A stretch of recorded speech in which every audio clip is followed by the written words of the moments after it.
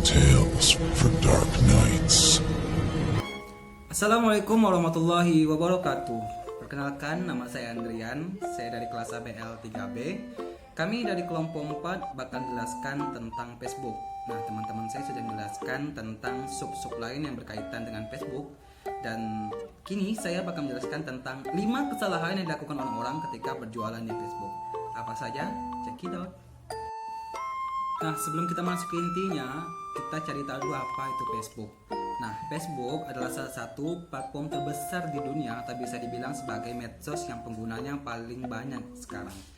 Kenapa tidak? Facebook itu sudah digunakan oleh anak-anak, remaja, dewasa, bahkan sampai nenek-nenek juga punya akun Facebook. Nah, selain banyak digunakan oleh orang-orang, Facebook juga gratis dan memiliki fitur yang sangat mudah digunakan.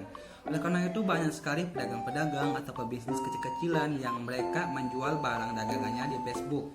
Tapi pernah nggak sih ketika kalian udah post barang dagangan kalian, sudah jualan di sana, tapi hasil yang kalian dapat nggak maksimal gitu? Malahan bukannya menarik, malah barang dagangan kalian itu sepi, nggak ada yang tertarik. Nah, ini tentunya ada kesalahan yang kalian bikin.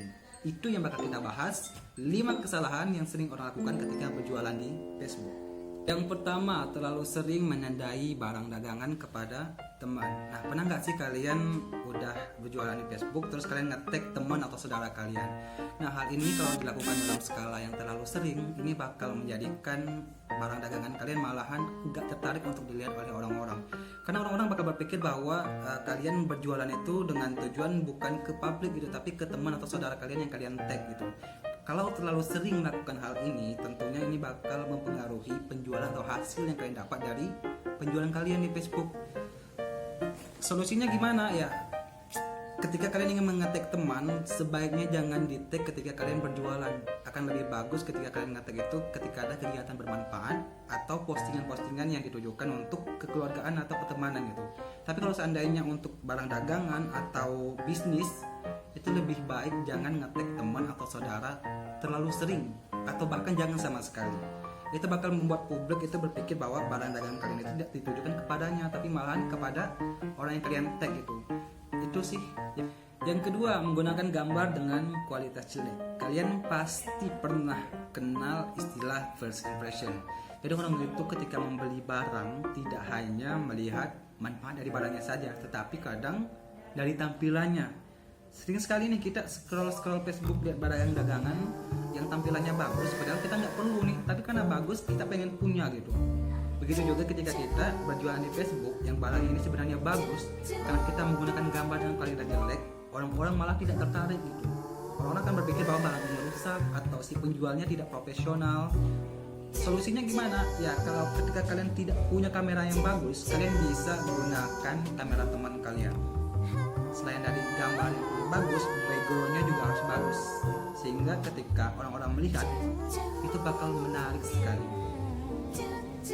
Kesalahan ketiga, tidak mengatur waktu posting.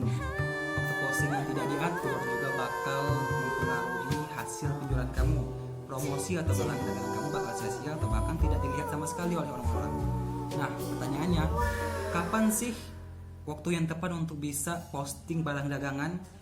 Yaitu ketika orang-orang menggunakan atau membuka Facebook. Kamu harus tahu nih kapan orang-orang bakal online, kapan orang-orang bakal buka Facebook, dan kapan sih waktu yang tepat buat kamu upload barang dagangan kamu gitu. Nah, ketika kamu lihat orang sering aktif jam 10, ya kamu upload jam 10 dan atur waktu atau jadwal postingan kamu. Maksudnya kalau seandainya hari ini jam 10, ya besok jam 10 lagi gitu, sehingga orang-orang tahu bahwa si A ini biasanya posting jam 10 gitu. Selain itu, postingan dengan jeda waktu yang terlalu singkat juga bakal membuat orang-orang risih dengan postingan kamu. Nah, caranya gimana? Ya kamu harus bisa memberi tenggat waktu, jeda waktu yang relatif sedikit lama, sehingga ya orang-orang tidak melihat postingan kamu melulu gitu. Kesalahan keempat, sembarangan membuat grup dan memasukkan orang. Sering sekali ini ketika ada seorang pedagang di Facebook nih, sudah punya barang dagangan, sudah punya customer gitu kan, lalu punya inisiatif untuk bikin grup sembarangan gitu, misalnya Asop, Besok atau siapa namanya gitu, ada sop-sopnya lah, dan sembarangan juga memasukkan orang. Nah, hal ini malahan bikin orang gak nyaman, bahkan bikin orang risih, sehingga ya grup yang kamu bikin bakal sia-sia atau bahkan berguna sama sekali. Orang-orang nggak bakal melihat grup kamu, mereka bakal bisa langsung keluar gitu. Marketing yang cantik itu atau marketing yang bagus adalah ketika mereka bisa membuat orang nyaman, tertarik gitu. Yang tadinya tidak berniat membeli malah pengen membeli dengan teknik marketing yang bagus. Nah, jadi marketing yang seperti ini sembarangan bikin grup dan memasukkan orang, ini bakal membuat orang gak nyaman. Dan stop dan hindari cara ini. Kesalahan kelima, sharing terus-menerus pada postingan. Nah, sering ini orang-orang ketika berjualan atau berdagangan di Facebook, mereka itu kayak posting terus-menerus tentang barang dagangan mereka, sehingga ya publik atau sasaran mereka malahan jenuh dengan melihat postingan mereka gitu.